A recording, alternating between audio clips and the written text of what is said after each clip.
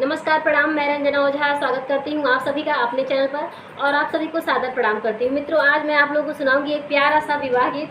तो चलिए सुनते हैं, इस प्यारे से गीत का आनंद लेते हैं। हटिया कैसे नूरा महंग भैले बाबा, चुंदरी भैले अनमोल हो।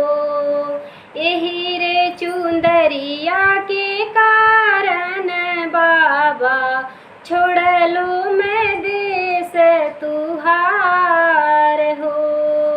यही रे चुंदरिया के कारण बाबा, छोड़ लो मैं देशवा तुहार हो। बाबा ने दीना है नौ मन सुनवा, आमा ने लहर पटोर हो। भैया ने दीना है आशीष घोड़वा, भाभी ने अमर सुहाग हो।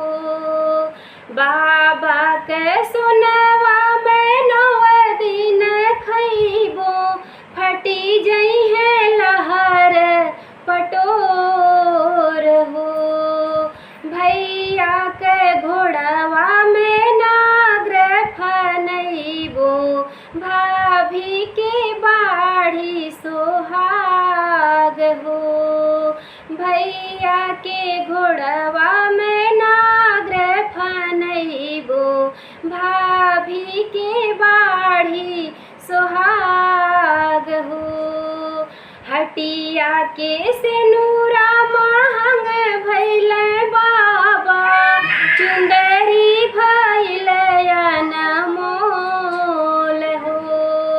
यही रे चुंदरिया के कारण बाबा, छोड़ लो मैं देश तुहार हो।